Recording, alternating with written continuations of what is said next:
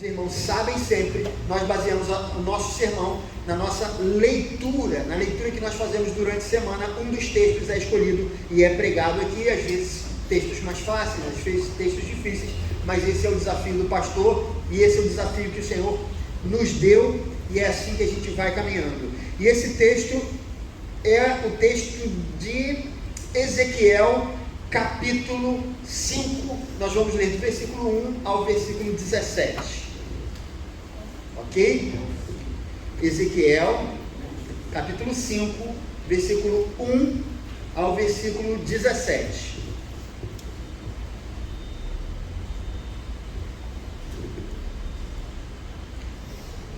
Se você encontrou, eu vou pedir para que você fique de pé nesse momento, a leitura da palavra do Senhor.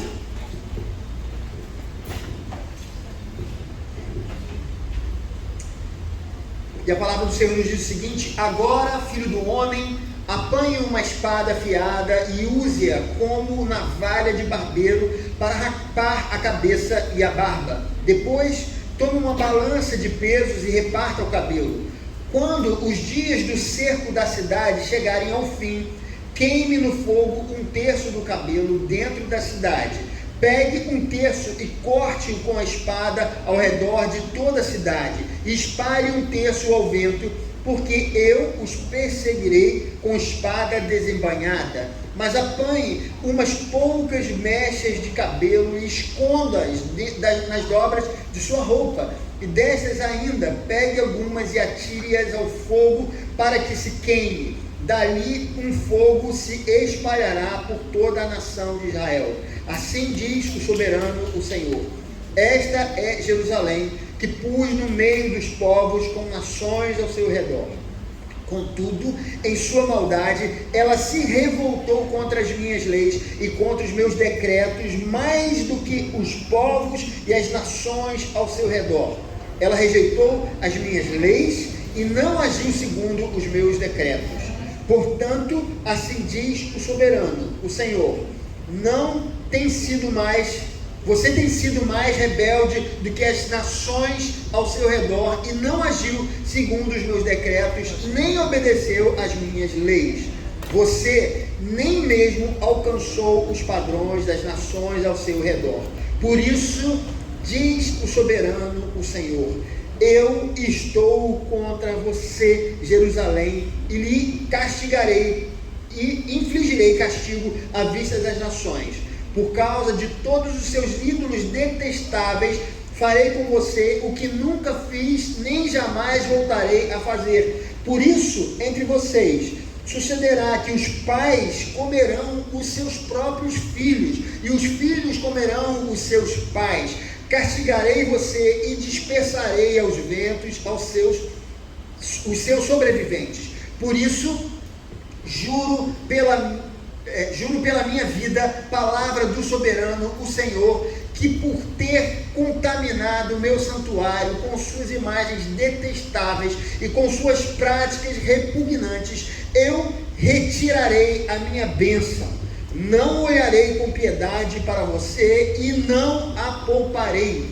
1/3 de seu povo morrerá de peste ou perecerá de fome dentro dos seus muros.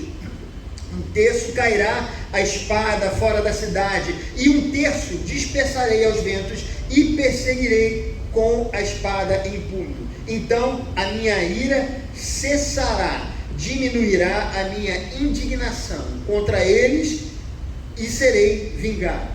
E quando tiver esgotado a minha ira sobre eles, saberão que eu, o Senhor, falei segundo meu zelo. Farei de você uma ruína e a tornarei desprezível entre as nações ao seu redor, à vista de todos quantos por você passarem. Você será objeto de desprezo e de escárnio e servirá de advertência e de causa de pavor às nações ao redor, quando eu castigar você com ira, indignação e violência. Eu, o Senhor, falei. Quando eu atirar em você minhas flechas mortais e destruidoras, minhas flechas de fome, e atirarei para destruí-la, aumentarei a sua fome e cortarei o seu sustento. Enviarei contra você a fome e animais selvagens que acabarão com os seus filhos. A peste e o derramamento de sangue a alcançarão e trarei a espada contra você. Eu, o Senhor, falei. Vamos orar. Deus amado, nós pedimos nesse momento que o Teu Espírito Santo nos ajude a falar desse texto. Um texto desafiador. Nós oramos para que o Senhor possa nos conduzir, mas que a gente saia daqui transformado. Nós precisamos de Ti. No nome de Jesus, amém e amém. Os irmãos podem se assentar.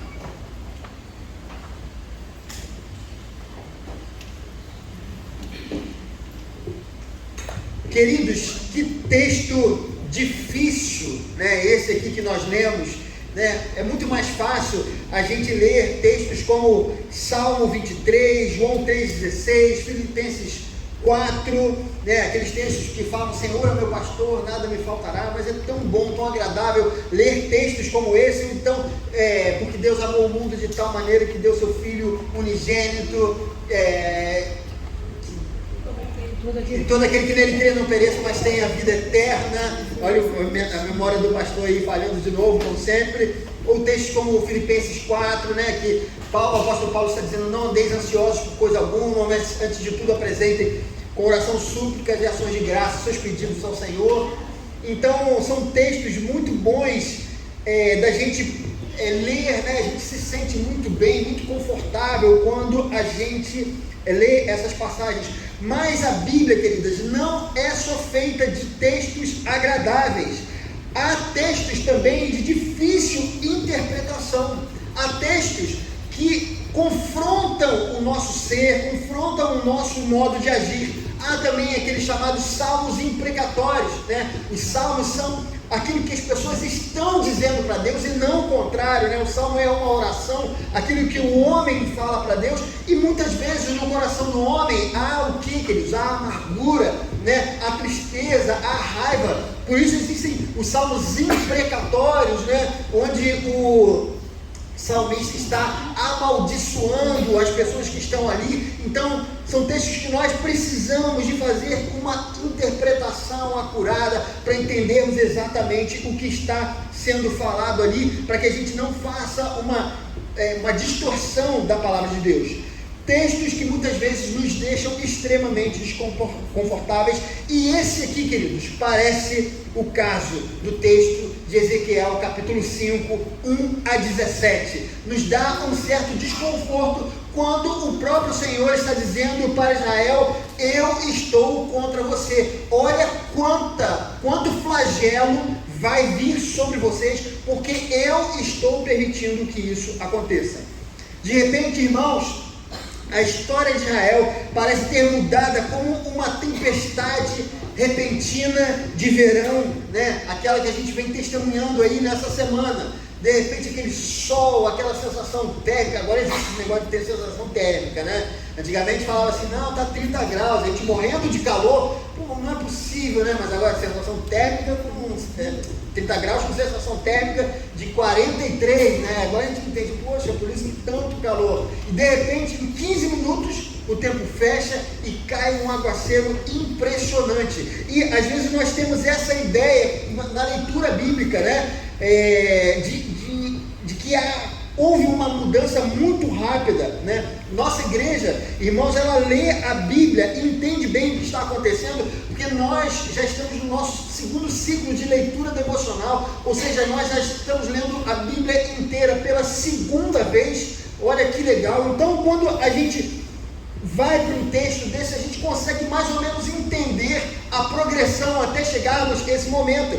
Mas as pessoas que leem os textos bíblicos, às vezes meio fora de ordem, meio esporadicamente, se assustam com textos como esse, porque parece que não se encaixa com a mensagem bíblica. Quem está acostumado somente a ler aquele momento em que Elias, ele vence os profetas de Baal, ou quando Moisés, ele faz aqueles grandes milagres no deserto, ou quando Jesus cura as pessoas. Então, quando leem textos como esse, muitas pessoas, porque não conhecem a Bíblia, não estão conhecendo exatamente a mensagem do Senhor para nós, para a humanidade. Elas estranham esse tipo de texto.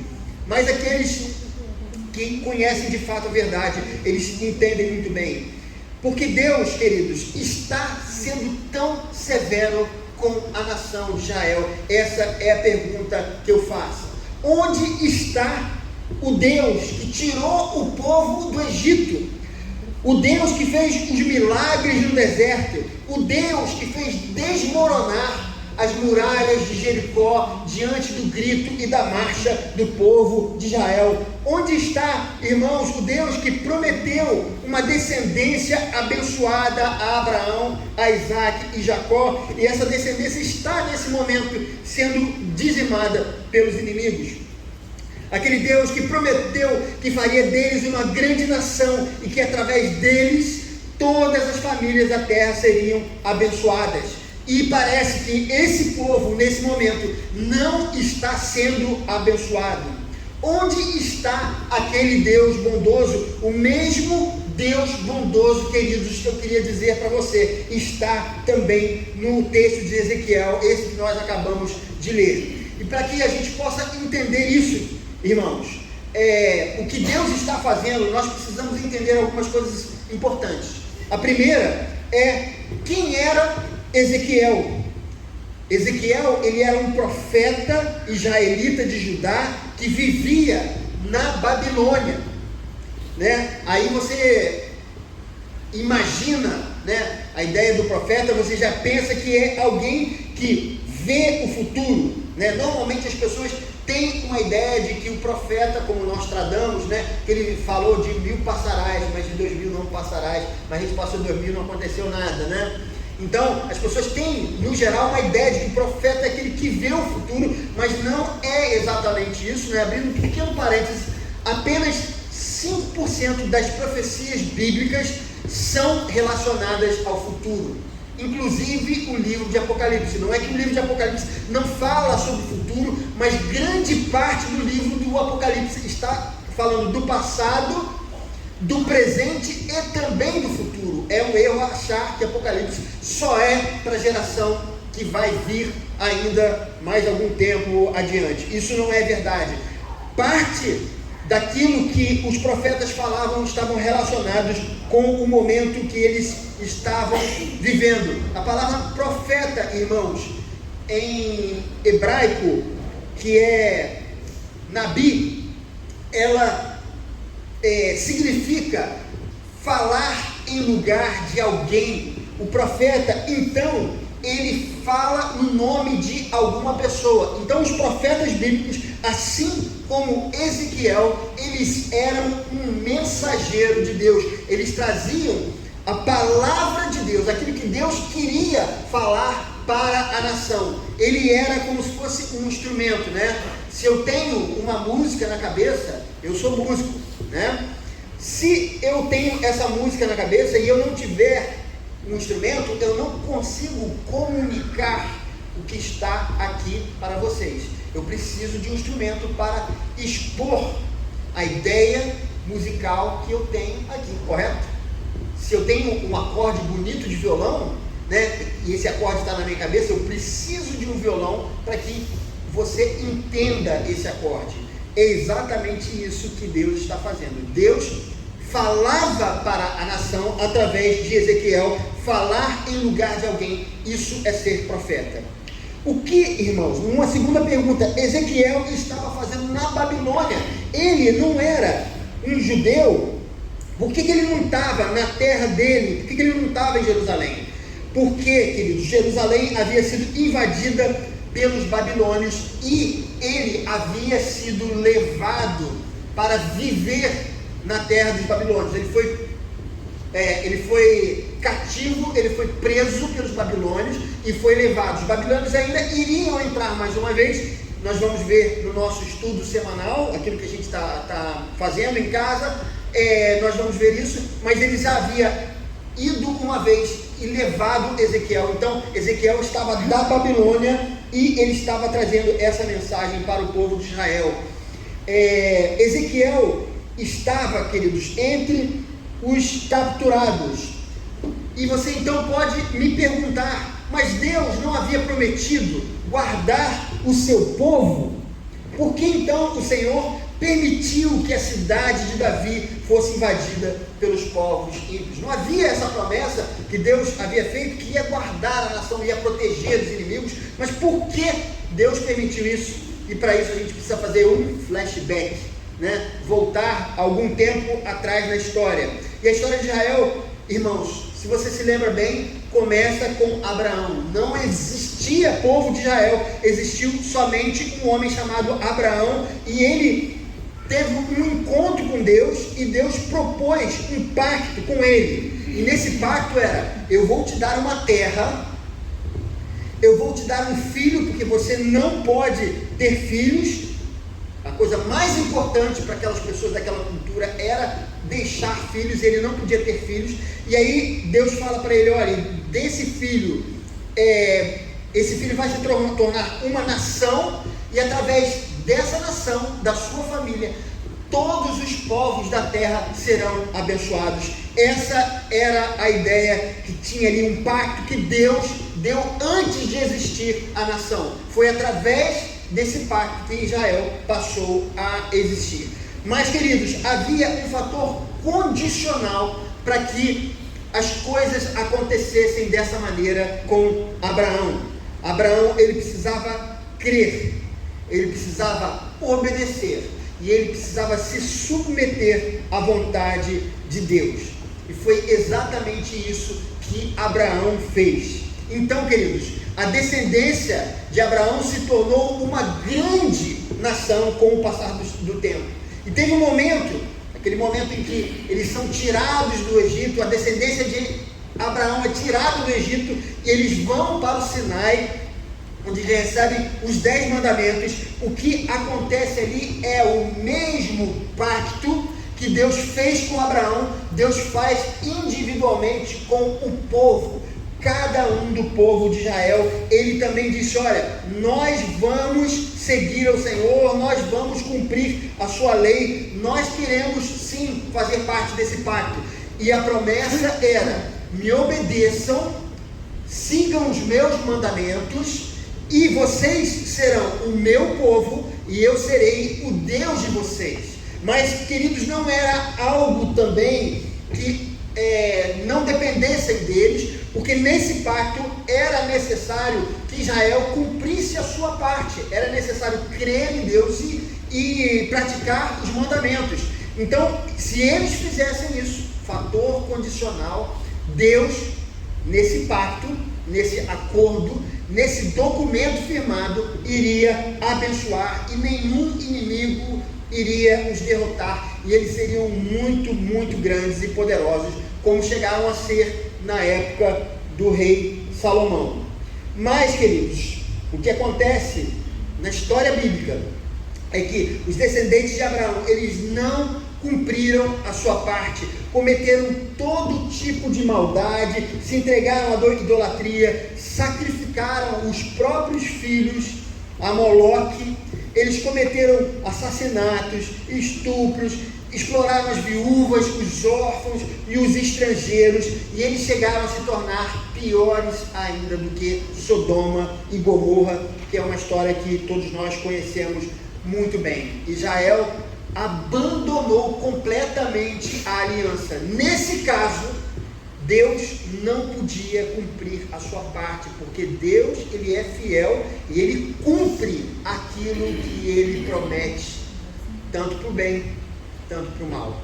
Essa é a grande realidade. Durante muitos anos, o Senhor enviou os profetas, e é como se o Senhor dissesse: vocês estão no caminho errado, se arrependam das maldades, se arrependam dos pecados e da idolatria. Eu, o Senhor, cumpri a minha parte, eu abençoei vocês, agora cumpram a parte de vocês, se arrependam, porque se vocês se arrependerem, eu vou continuar abençoando vocês, eu vou continuar cumprindo a minha promessa. Mas a gente sabe que não foi isso que aconteceu.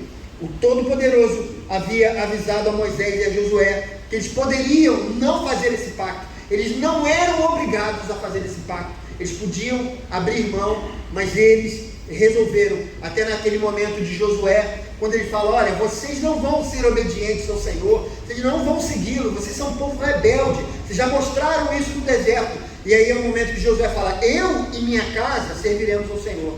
Aí ele: não, nós serviremos ao Senhor, nós seguiremos ao Senhor também. Queridos, e como a gente sabe, Israel, ele não cumpriu, não fez a parte dele. E nesse contexto do pacto divino, é mais ou menos como o que acontece quando nós temos um trato, né? Não sei se você já assinou um documento com alguém e se você desistiu, o correto, o certo é você pagar uma multa. Por quê? Porque você deu a sua palavra e você não cumpriu. Ah, foi por isso, foi por aquilo, foi por isso, mas você firmou um trato. Antes de firmar um trato, tenha a certeza, principalmente para nós que somos cristãos, porque nós precisamos cumprir a nossa palavra, porque esse é o nosso modelo. Então, queridos, o que acontece aqui é que Israel quebrou o pacto e, consequentemente, eles tinham uma multa a ser paga, eles tinham algo a responder, e isso era a ausência da bênção de Deus na vida deles. Resumindo, irmãos, Israel quebrou consistentemente a lei de Deus, eles não ouviram os profetas, as advertências do profeta, agora eles estavam pagando pela quebra de contrato, por isso, tanto sofrimento que eles estavam passando, mas isso foi escolha de Israel.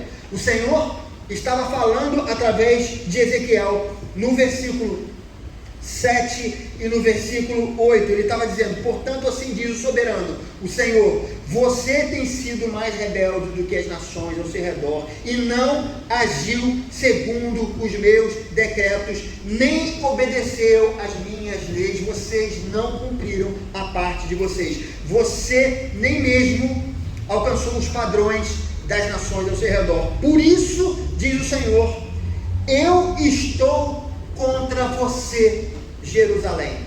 É como se Israel tivesse num tribunal tendo que responder pelos seus atos errados, pela sua posição equivocada. Um povo que tantas vezes foi abençoado, agora Deus diz: eu estou contra vocês. Que terrível, né, irmãos, ouvir isso. E, amados, eu gostaria de fazer algumas aplicações sobre esse texto, e eu queria dizer uma coisa, que muitas vezes nós não falamos isso, mas nós pensamos dessa forma e vivemos dessa forma. Muitas vezes nós temos uma ideia de que Deus, ele tem filhos especiais, e que nós somos pessoas que Deus dá a liberdade para fazermos isso ou fazermos aquilo. Queridos, não é assim que a Bíblia nos fala. Eu queria dizer uma coisa com relação a ser especial. Todos nós somos especiais no seguinte sentido: Deus enviou seu Filho para morrer na cruz do Calvário, para que você pudesse ser perdoado dos seus pecados, e Ele oferece a salvação a cada um de nós. E se nós recebemos a salvação em Jesus Cristo, sabendo que somos especiais, porque fomos eleitos antes da fundação do mundo, se nós entendemos isso e achamos que nós temos um salvo-conduto para dar da maneira como a gente imagina, nós estamos enganadíssimos. Você é especial porque o Senhor te ama e Ele provou isso através de Jesus Cristo. Mas, queridos, você não tem o direito de fazer o que você imagina. Abraão foi escolhido por Deus porque através de sua descendência todos os povos da terra seriam abençoados. Mas isso não isentava Abraão da fé e da obediência. E isso valia também para os seus descendentes. Por mais que tenham experimentado os milagres no deserto, eles eram uma nação santa, uma nação eleita, eles não estavam isentos do compromisso com a aliança. Isso é uma coisa importantíssima. Israel era especial, mas não podia quebrar a aliança. Essa era a questão. Deus, ele não é uma espécie de Papai Noel. Isso a gente precisa entender. Papai Noel é aquela criança que faz malcriação, né? O ano todo, desobedece a mãe, o pai, né? Não faz o dever de casa, não lava a louça, né? Não ajuda o vizinho. Chega no final do ano, ele quer ganhar um presente e ganha um presente. Aí o bom velhinho aparece pela chaminé. Ai meu Deus, que mentira. E aí ele dá o presente, passa a mão no menininho, na cabeça dele, né? Seja bonzinho e tal, né? Não, queridos. Deus não é uma espécie de Papai Noel. Deus é um ser inteligente, Ele é uma pessoa, Ele não é uma força impessoal. Ele te conhece e Ele discerne entre o bem e o mal. O Senhor sabe o que é certo e o que é errado quando Ele olha para nós.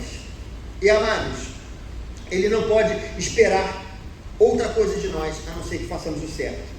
Da mesma forma, uma experiência pessoal, ainda que extraordinária, não nos isenta da fé e do compromisso com Deus. Você pode ter tido uma experiência de conversão maravilhosa. Você pode ter experimentado a cura de Deus, algo que foi tremendamente miraculoso na sua vida. Você pode ter tido uma experiência de Deus na sua família, com um vizinho que você conheça, ou algo sobrenatural, onde você vê que Deus esteve presente, somente Deus pode fazer algo na sua vida. Mas isso não significa que você não tenha que andar segundo a aliança que nós temos com Ele. Ao contrário, queridos, quanto mais Deus se mostra para nós, maior é a nossa responsabilidade. As pessoas que vivem no mundo, vivem sem temor a Deus, porque não conhecem a Deus. Mas você não é como as pessoas desse mundo. Você conhece a Deus, você teve uma experiência com Ele. Você não é qualquer pessoa. Querido, não é à toa que Deus te trouxe para essa igreja. Não pense que você está isento de sua responsabilidade de crer nele e de obedecer os seus mandamentos. Não é porque você não é membro da igreja, ou frequenta esporadicamente, ou vem aqui fielmente, e você está sempre participando dos cultos, que você não tenha que ter a sua participação nesse vínculo que você criou a partir do momento em que os seus olhos foram abertos e você entendeu quem é Jesus Cristo. Eu, na minha jornada pastoral, já vi várias pessoas tentando justificar determinados comportamentos, determinados pecados, dando a ideia de que Deus estava permitindo isso na vida dele, porque era uma coisa boa, era uma coisa agradável, porque Deus viu o sofrimento, ou seja lá o que for. Amados, não acredite nisso. Todos nós temos uma responsabilidade diante de Deus com a nossa vida, com as nossas escolhas, com aquilo que nós fazemos. Deus continua não se agradando dos pecados. Os nossos pecados, eles foram perdoados de fato. Nós recebemos a graça. Entretanto, Deus, que é fiel, que é perfeito, continua irado eternamente sobre os nossos pecados. Os nossos pecados, o que acontece é que Deus leva o pecado tão a sério que Ele teve que dar o seu filho. O seu filho pagou pelo meu e pelo seu pecado. E a partir daí, nós fomos justificados. Mas isso não significa que os nossos pecados deixaram de ser importantes. Não é assim, queridos. Deus é como um pai. Quando um pai é um verdadeiro pai, ele vai fazer de tudo para cuidar do seu filho. Ele vai protegê-lo, ele vai tratar com bondade, vai prover as necessidades e até mesmo discipliná-lo se isso for necessário. E isso que Israel estava passando era um processo de disciplina, algo duríssimo, mas Deus tinha uma história com Israel. Deus havia escolhido Israel e aquilo era necessário para que nunca mais eles voltassem à idolatria, porque faltava pouco tempo para a vinda de Jesus Cristo, faltava talvez uns 500 anos aqui aproximadamente para que Jesus viesse, e Israel precisava estar de acordo com a vontade de Deus para que Jesus Cristo viesse. E se eles continuassem nos maus caminhos, os planos de salvação para a humanidade não aconteceriam, porque conforme disse o Senhor para Abraão, através de ti todas as famílias da terra serão abençoadas. Era necessário que Israel voltasse para o lugar certo. Amados, muitas vezes nós estamos passando por momentos complicados, parece que as coisas não acontecem como deveriam na nossa vida, porque sim, Deus te ama, e porque Ele se revelou a você, mas às vezes o nosso coração é duro, a gente não quer largar determinados posicionamentos, às vezes nós queremos ficar, queridos, de braços cruzados, acomodados com algumas situações, e não é isso que Deus quer para nós. Nós precisamos ter consciência disso. Uma coisa Jesus fez, uma coisa Deus fez, entregou o seu filho por nós. Mas uma coisa Ele não vai fazer, queridos, obrigar você a amá-lo. Isso Ele não faz. Há um elemento, queridos, e eu estou falando não da perspectiva eterna da eleição de Deus, mas da perspectiva do espaço-tempo. Nós estamos nessa terra, nós estamos no tempo, nós precisamos fazer as nossas escolhas e Deus, de alguma forma, Ele nos dá a oportunidade de amá-lo ou não amá-lo, e você precisa fazer essa escolha. Você é um ser agente livre, você precisa escolher amar a Deus, porque isso Ele não vai fazer por você. Deus já provou o amor dele por você. Ele entregou o próprio Filho unigênito para morrer por nós. Essa é a sua maior prova de amor.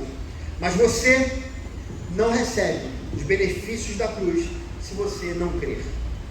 Deus não vai te empurrar porta adentro do céu. É necessário que você creia. É necessário que você se comprometa. É necessário que você obedeça. O tempo está passando. Cada dia que passa, conforme dizia a Rádio Relógio, o Glaucia me falou, cada dia que passa é um milagre que não se repete, né? Nós só vivemos uma vez. Se sua vida está desconectada do Senhor, é tempo de retornar, é tempo de voltar.